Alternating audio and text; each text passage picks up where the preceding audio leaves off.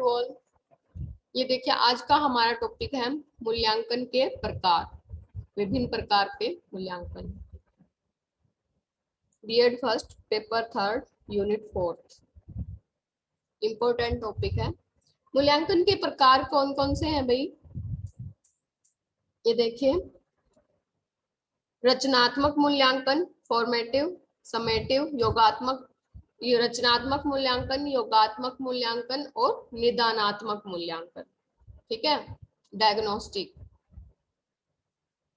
ये है आपके सिलेबस में, तो हम इनको ही करेंगे, इनके बारे में समझेंगे आज। देखते हैं, कंटिन्यू ये क्वेश्चन आया है 2017 और 18 में। रचनात्मक या संरचनात्मक मूल्यांकन। रचनात्मक मूल्यांकन क्या है? रचनात्मक मूल्यांकन से तात्पर्य यह है कि किसी शैक्षणिक कार्यक्रम, योजना, प्रक्रिया आदि में मूल्यांकन करके सुधार किया जाए। रचनात्मक मूल्यांकन में किसी शैक्षणिक कार्यक्रम या किसी योजना की गुणवत्ता और उसकी उपयोगिता का आकलन किया जाता है, जिससे उसको और अधिक उपयोगी और प्रभावशाली बनाया जा सके, कमियों को सुधारा जा सके। ठीक है,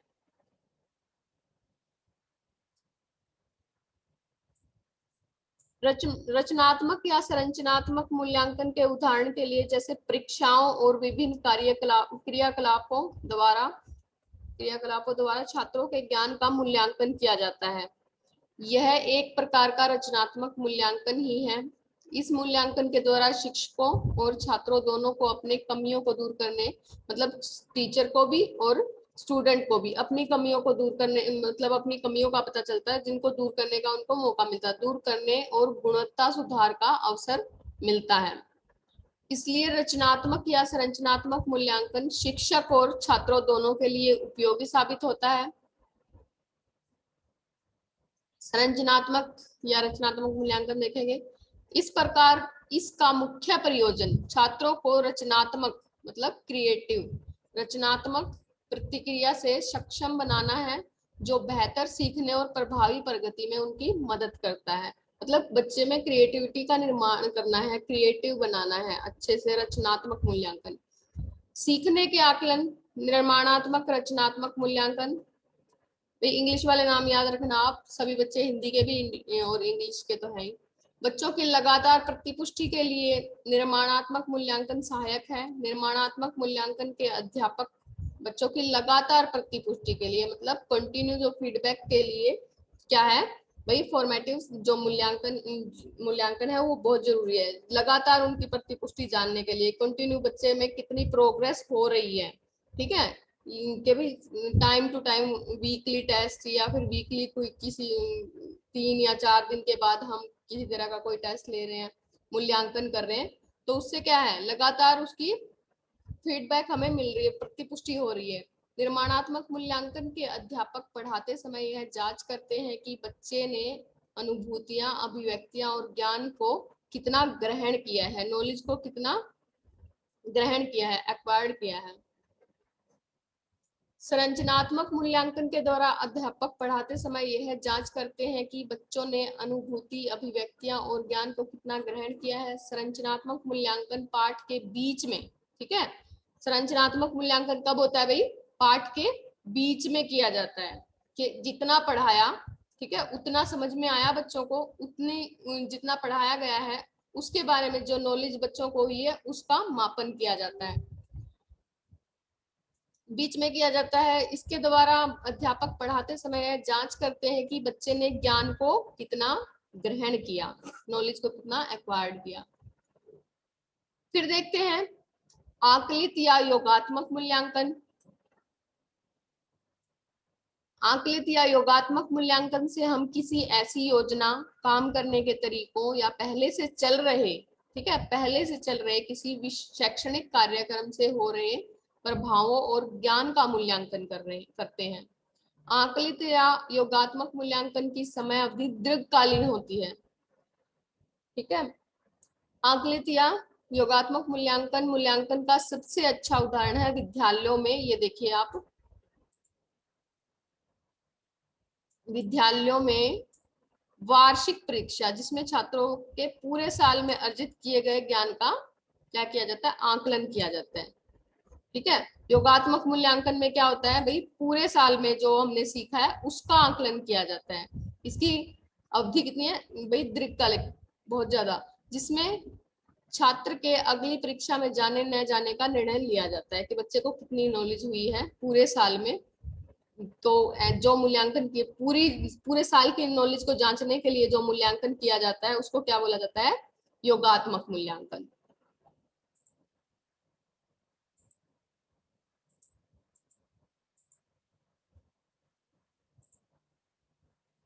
योगात्मक मूल्यांकन इस प्रकार, इसका प्रयोजन शिक्षक को छात्रों की उपलब्धि और कार्य प्रदर्शन, उपलब्धि अचीवमेंट और कार्य प्रदर्शन की पहचान करने में सक्षम करना है। सीखने के आकलन योगात्मक, संकलनात्मक, अंतिम मूल्यांकन। देखिए, योगात्मक मूल्यांकन स्तर के अंत में होता है, ठीक है। रचनात्मक क्या है, बीच में होता है, और जो योगात्मक मूल्यांकन है कब होता है, स्तर के लास्ट, मतलब के सेशन के लास्ट में होता है। अध्यापक द्वारा पढ़ाने के बाद यह देखना कि बच्चों ने ज्ञान को किस हद तक ग्रहण किया है, जिसके आधार पे हम उसको प्रमोट करेंगे। अगली कक्षा में उसको किया जाएगा या नहीं किया जाएगा, तो किसके आधार पे होगा, भाई योगात्मक मूल्यांकन के आधार पे। रचनात्मक मूल्यांकन के आधार पे क्या होगा, बीच में जांचा जाएगा बच्चे ने कितना ज्ञान ग्रहण किया है। उद्देश्य देखिए, इनका उद्देश्य क्या है, रचनात्मक और योगात्मक मूल्यांकन के उद्देश्य, छात्र क्या कर सकता है और क्या नहीं, छात्रों को क्या कठिन लगता है, तो किस सब्जेक्ट में बच्चा ठीक है या किस सब्जेक्ट में इंटरेस्ट लेता है, किसी भी अंतर और छात्र को हो सकने वाली गलतफहमियां, कमियों को जांचना, मतलब सीखने के स्पष्ट लक्ष्यों की चर्चा करते हुए छात्र के साथ संवाद, भाई किस तरह से बच्चा सीखने में इंटरेस्ट लेगा, किस तरह से हम उसको सिखा सकते हैं। छात्र का अपने लक्ष्य की प्राप्ति के लिए सक्रिय होना, अपने उद्देश्यों को प्राप्त करने के लिए उसके अंदर एक्टिव, मतलब तत्परता आना। फिर देखते हैं निदानात्मक मूल्यांकन, डायग्नोस्टिक, निदानात्मक मूल्यांकन एवं उपचारात्मक मूल्यांकन। निदानात्मक और उपचारात्मक एक ही है। निदानात्मक परीक्षण की आवश्यकता, विद्यालयों में निष्पत्ति परीक्षणों का प्रयोग किया जाता है, जिससे यह ज्ञात होता है कि छात्रों ने कितना सीखा है। छात्रों के सफलता के लिए के आधार पर उत्तीर्ण और अनुत्तीर्ण घोषित किया जाता है। जिस हद तक उन्होंने नॉलेज को ग्रहण किया है, मतलब ज्ञान को ग्रहण किया है, नॉलेज को एक्वायर्ड किया, उसी के आधार पर उनको मतलब फेल और पास किया जाता है। श्रेणियों का आवंटन किया जाता है, छात्रों का वर्गीकरण किया जाता है। छात्रों का वर्गीकरण मतलब छात्रों को बांटा जाता है फर्स्ट, सेकंड, थर्ड। अगली कक्षा में पदोन्नति की, मतलब अगली कक्षा में पदोन्नति की जाती है, प्रमोट किया जाता है। परंतु जिन छात्रों को सफलता नहीं मिल सकी, ठीक है, उनका क्या कारण है, तो ये किसके द्वारा देखा जाता है भाई, डायग्नोस्टिक मूल्यांकन के द्वारा। इसका बोध निष्पत्ति परीक्षण से नहीं होता, इसके लिए निदानात्मक परीक्षणों का प्रयोग किया जाता है। शिक्षा परीक्षण की दृष्टि से निष्पत्ति व निदानात्मक परीक्षाएं एक दूसरे की पूरक होती हैं, विरोधी नहीं। शैक्षिक मापन के लिए के अंतर्गत दो प्रकार के परीक्षणों को सम्मिलित किया जाता है। निष्पत्ति परीक्षणों द्वारा बालक की शैक्षणिक योग्यताओं का मापन किया जाता है, ठीक है। सरल शब्दों में इसका अर्थ यह हुआ कि छात्र ने किस विषय से संबंधित पाठ्य वस्तु को कितना सीख लिया है, कौन से सब्जेक्ट में बच्चे ने कितनी नॉलेज, कितना ज्ञान प्राप्त किया है, उसे निष्पत्ति उपलब्धि कहते हैं, ठीक है, अचीवमेंट।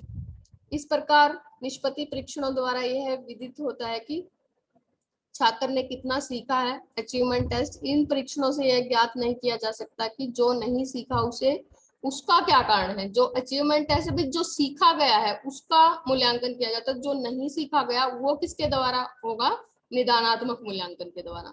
इसके लिए निदानात्मक ये देखिए, इसमें आ जाती है ये बात, इस परीक्षण से यह ज्ञात किया जा सकता है कि जो नहीं सीखे उसका क्या कारण रहा है। इसके लिए निदानात्मक परीक्षणों का प्रयोग किया जाता है। जो नहीं सीख पाए बच्चे, उनके लिए किसका प्रयोग किया जाता है, डायग्नोस्टिक, ठीक है। निदान के अंतर्गत हम अंक प्राप्त करने के कारणों का सही पता लगाया जाता है। आधुनिक निदान की प्रक्रिया के अंतर्गत केवल निदानात्मक परीक्षाओं तक ही सीमित नहीं रहते, छात्र की समस्त परिस्थितियों का अवलोकन करते। समस्त परिस्थितियां मतलब कि पूरी सिचुएशन को जाना जाता है कि बच्चे में अधिगम क्यों नहीं हो पाया, क्यों नहीं सीख पाया। अवलोकन करके विशिष्ट प्रभावों को ध्यान मतलब विशिष्ट प्रभावों पर ध्यान दिया जाता है। कहाँ प्रॉब्लम है, बच्चे की आईक्यू लेवल ठीक नहीं है, क्या दिक्कत है, बच्चा इंटरेस्ट नहीं ले पा रहा है या क्लास में कोई दिक्कत है, कहाँ प्रॉब्लम है, ये सब जाना जाता है। निदान के अंतर्गत वस्तुनिष्ठ विधियों तथा प्रतिविधियों का प्रयोग किया जाता है। आधुनिक निदान के अंतर्गत छात्र के व्यवहार के सभी क्षेत्रों को सम्मिलित किया जाता है। भाई छात्र का नेचर कैसा है, व्यवहार कहाँ किस सब्जेक्ट में उसे कहाँ प्रॉब्लम है, ये सब देखे जाते हैं। उसे एक क्षेत्र तक संकुचित रूप में सीमित नहीं रखते। इस निदान के प्रारूप में ये ही नहीं है कि भाई सिर्फ बच्चे का इंटरेस्ट नहीं था इस सब्जेक्ट में इसलिए बच्चा आगे नहीं बढ़ पाया, क्यों नहीं बढ़ पाया ये सब देखा जाता है। क्यों नहीं, कहाँ उसको कोई मतलब मानसिक परेशानी है या क्लास में उसके साथ सही से व्यवहार नहीं किया जाता, उसको इग्नोर किया जाता, सभी तरह के मतलब जांच की जाती है। इस निदान के प्रारूप में सामान्यतः क्षेत्रों की अयोग्यताएं, उद्देश्य एवं विधियों का विभिन्न व्यक्ति पर प्रभाव का अध्ययन किया जाता है। इसके अंतर्गत सामूहिक निदान किया जाता है, केवल एक व्यक्ति के निदान तक सीमित नहीं रखा जाता। आधुनिक निदान की प्रक्रिया के अंतर्गत संचयी आलेख या सतत परीक्षणों का प्रयोग किया जाता है। संचयी आलेख मतलब रिपोर्ट कार्ड वगैरह सब उसके देखे जाते हैं, बच्चा पहले कैसा था पढ़ाई में। इस प्रकार के निदान आधुनिक, शुद्ध व विश्वसनीय होते हैं। शैक्षणिक निदान एवं उपचारिक शिक्षण का महत्व। जो निदानात्मक मूल्यांकन है उसका महत्व देखिए। आधुनिक शिक्षण में शैक्षणिक निदान एवं उपचारिक शिक्षण एक नवीन प्रयोग है और उससे उन बालकों को विशेष लाभ है जो किन्हीं कारणों से सीखने की क्रिया में क्या हो चुके हैं भाई, पिछड़ चुके हैं, लर्निंग नहीं हो पा रही है और उपेक्षित प्रगति नहीं कर पा रहे। जो उनसे उम्मीद की जा रही है वहां तक उन्होंने प्रगति नहीं की है, तो कोई प्रोग्रेस नहीं हुई। शैक्षणिक निदान एवं औपचारिक शिक्षण की उपयोगिताएं संक्षेप में ये देखिए। शैक्षणिक निदान द्वारा बालकों के सीखने संबंधी कठिनाइयों का पता चल जाता है।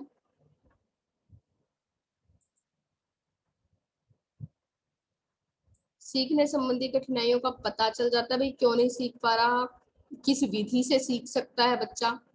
कठिनाई एवं कारणों को दूर करने में समुचित शिक्षण प्रक्रिया अपनाई जाती है। शिक्षण प्रक्रिया प्रभावशाली होती है और बालकों को अपनी शक्ति एवं योग्यता, शैक्षणिक प्रगति का अवसर मिलता है। बच्चे को अपनी कमियों को दूर करने का अवसर मिलता है और अपनी जो उसके अंदर योग्यताएं हैं उसको उससे अवगत होता है बच्चा।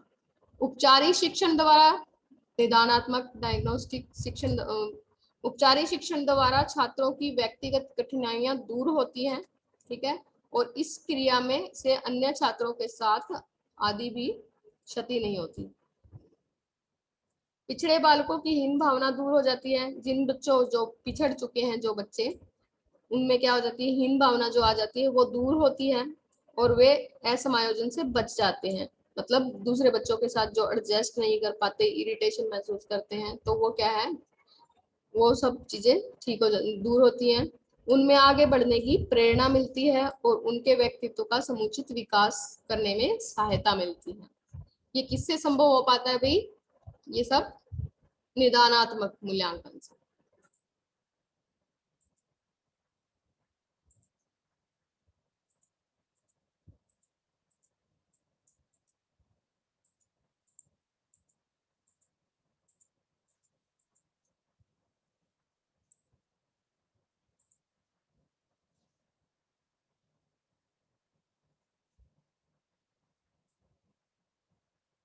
ये था आज का हमारा टॉपिक, रचनात्मक मूल्यांकन, योगात्मक मूल्यांकन और निदानात्मक मूल्यांकन।